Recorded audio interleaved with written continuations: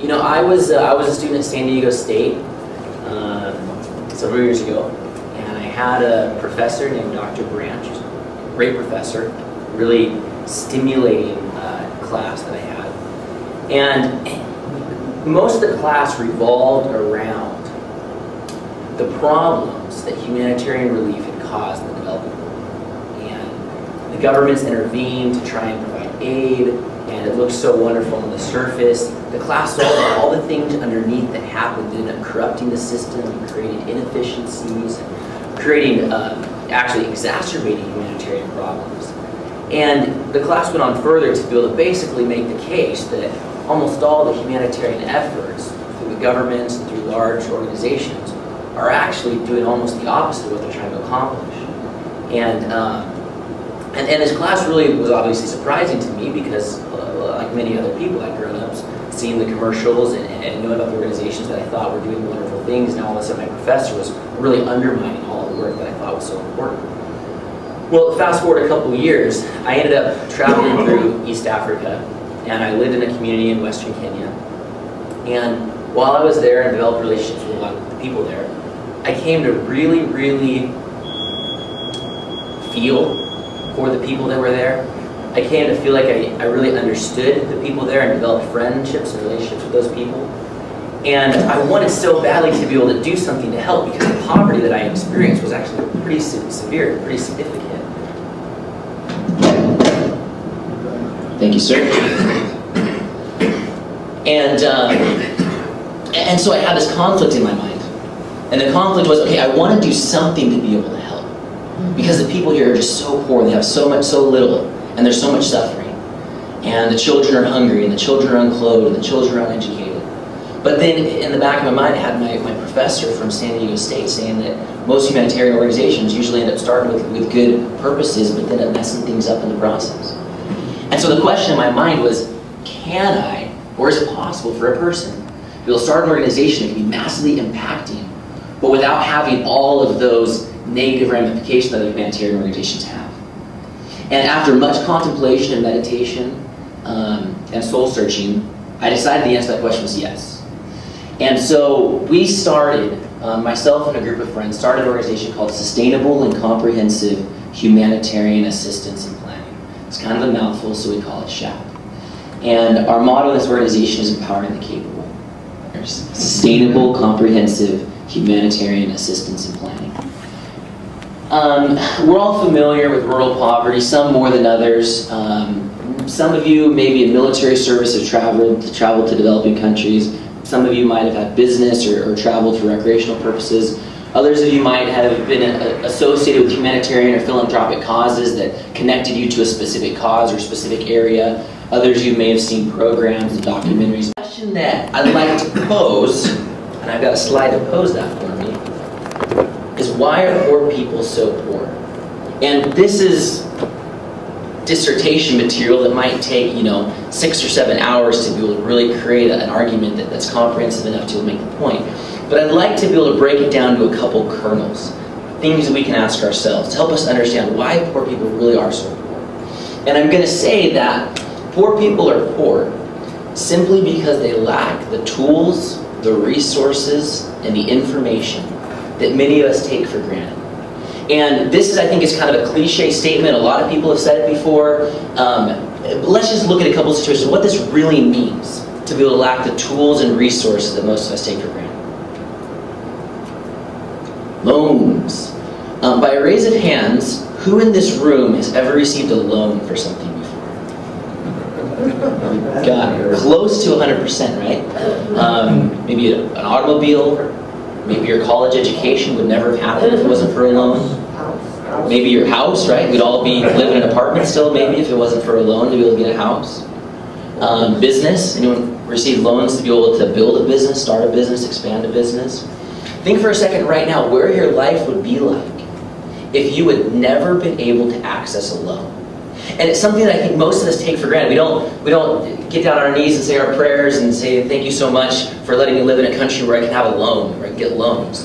But really, what that allows us and the power that it gives us and the capacity and the capital resource it gives us to be able to build a life for ourselves. And then pay it back with those capital resources. is a tremendous component to our opulent lifestyle. And if you imagine for a second someone living in a rural area who's got the greatest idea in the world, you know, maybe to start a bakery, or maybe to be able to provide chlorine to the community so they can purify their water, or maybe to be able to have a bicycle and be a messenger or be a carrier. Well, without $15 or $20 or $30 capital, this person's never going to be able to do that. And they're going to spend their entire lives hoping, wishing, and waiting. Maybe there's a miracle that comes by. Lights. How many of us have ever benefited from artificial light? Goes without saying. It's laughable.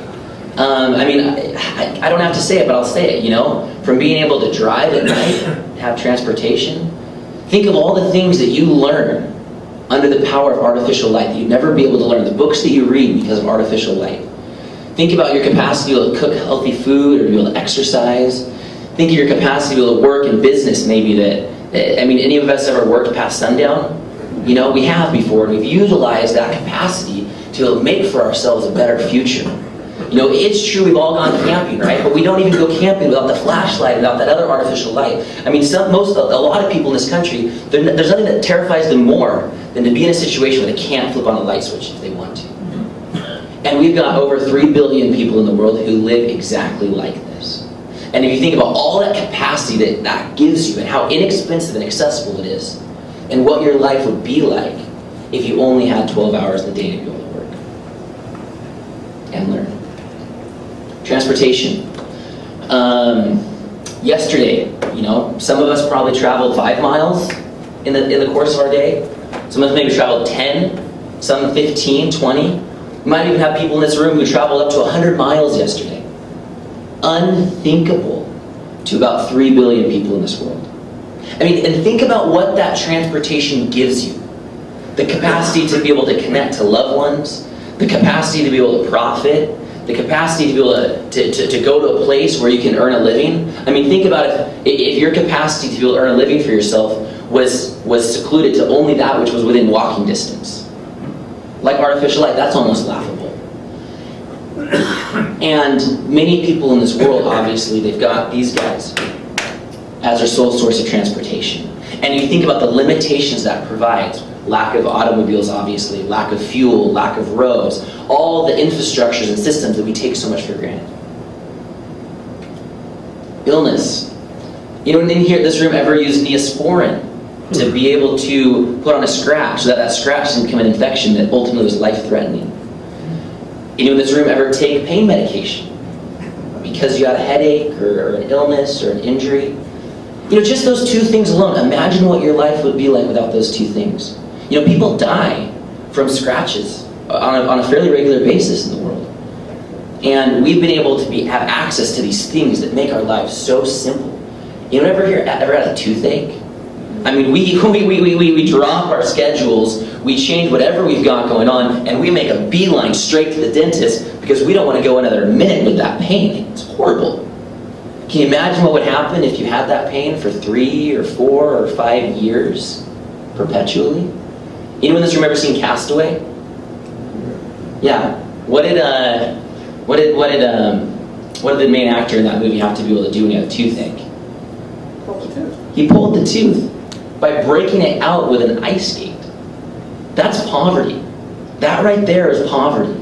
It's to be able to have an issue and you don't have a way to be able to solve that issue. Family. It's the personal one. I think we all have families that we love and we care about. I think many of the men in here either have or have had wives that meant the world to them. In fact, my partner Jessica, her older sister, just recently gave birth to her 6th child. Was it 6? 6, yeah. And it was a wonderful experience, right? She was all big, and the family was excited, and they were going to have a new addition, and they spent all their time figuring out how we're going to decorate the baby room, and what are we going to name the baby, and what's it going to be like, what's it going to look like, is it going to look more like the mom or more like the dad? There's places in this world where 1 out of 7 childbirths result in the maternal mortality.